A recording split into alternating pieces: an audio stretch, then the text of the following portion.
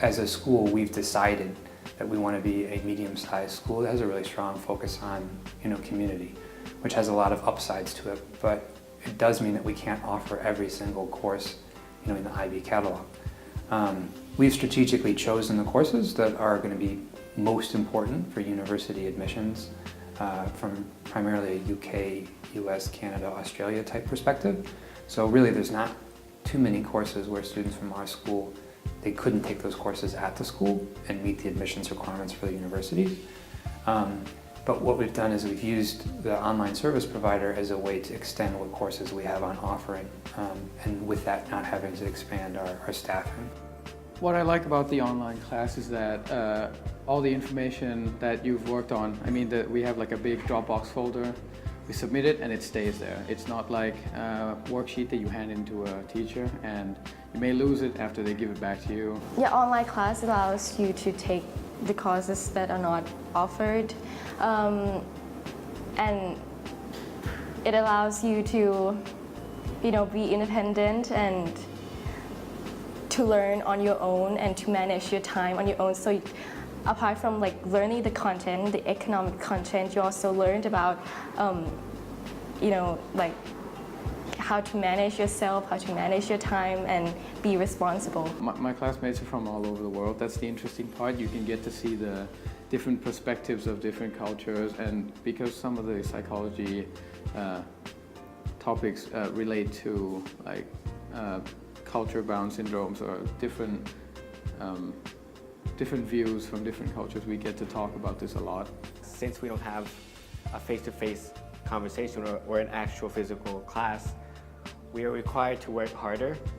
So we have to read more than what we usually have to do compared to having a normal class with a teacher. It's harder to communicate with the teacher.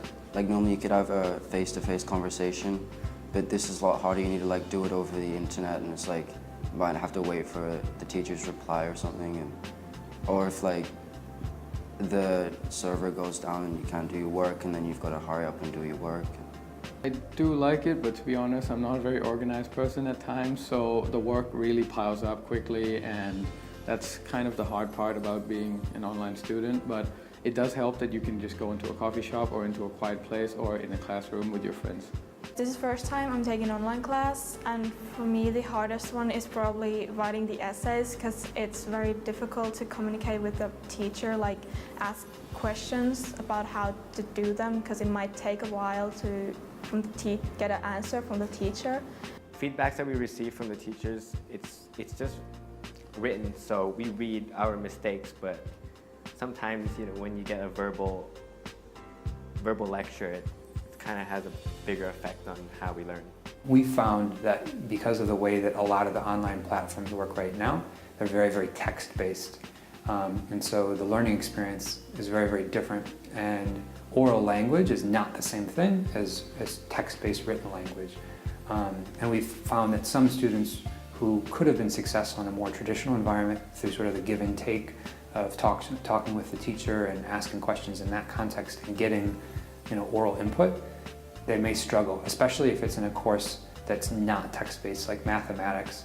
The thing I've been struggling about in this class is trying to stay motivated and logging into the class every so often and making sure that I finish all my work on time, because there's no teacher there to find me in the middle of the hallways or whatever and tell me, hey, I need to turn this in. It's just emails, and sometimes I get the bad habit of not checking my emails, or maybe I forget, or I just try to ignore it, and I just don't hand my assignments in on time. That could be really problematic. There's been some good times and bad times, but it's just another class.